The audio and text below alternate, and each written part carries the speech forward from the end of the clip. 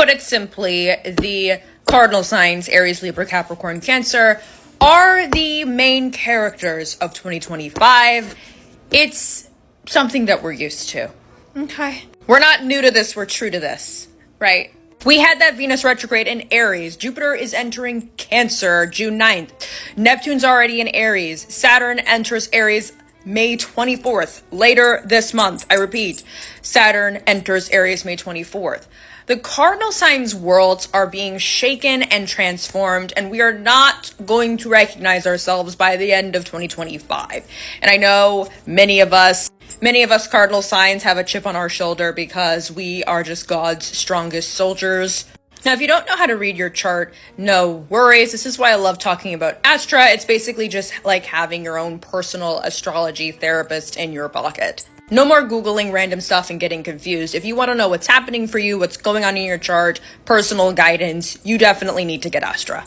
Go to the Ask Me Anything tab on Astra and you can get real customized answers based on your placements. So we're just constantly having to bear the weight of the world. It's very much giving for the cardinal signs. Heavy is the head that wears the crown for 2025. Now, Venus is in Aries, and quite frankly, for the first 3-4 months of 2025, Venus has been in court. She is being put to trial, right? She has been imprisoned. She has been in and out of the slammer.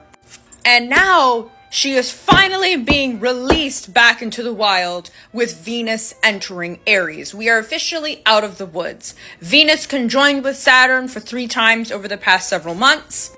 And now she's entering Aries, marking Venus leaving Pisces for the rest of this year. What Venus in Aries is telling you is that endings are not failures, right? And that sometimes getting wrapped up in nostalgia, because Aries is not like its fellow cardinal sign Cancer. Aries doesn't give a fuck about the sentimentality and the nostalgia. Aries tells us that getting wrapped up in the past is okay sometimes, but it doesn't mean that you need to return to those familiar places. Venus in Aries is about letting your hair be messy. It's about the energy of like, you cannot be tamed, right? Venus in Aries now until June 6th, right before Jupiter enters Cancer, is really telling us to stop asking permission. Stop waiting for a sign.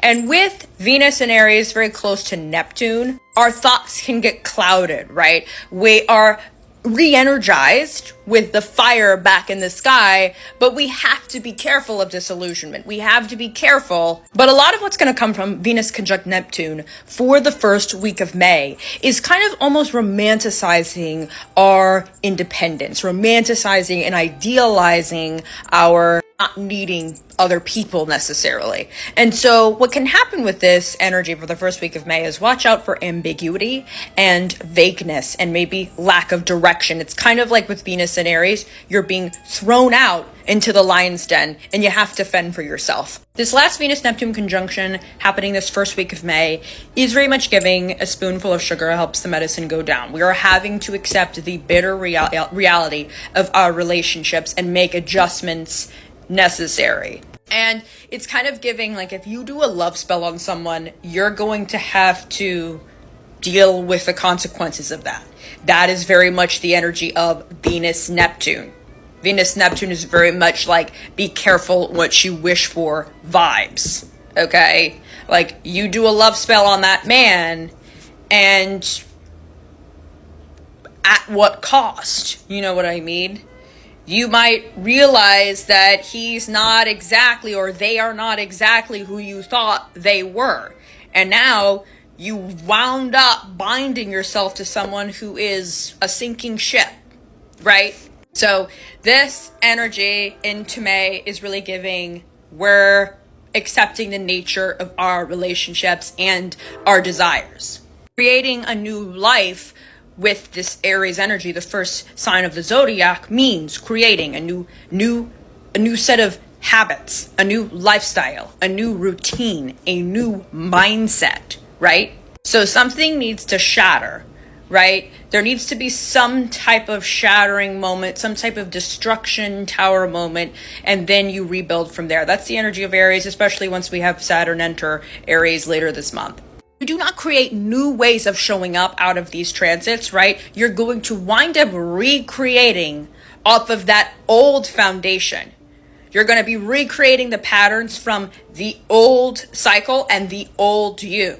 And then you're going to wake up wondering why the same things keep happening over and over again, and you keep meeting the same types of people, and the same things keep happening to you. You will have no one but yourself to blame, right?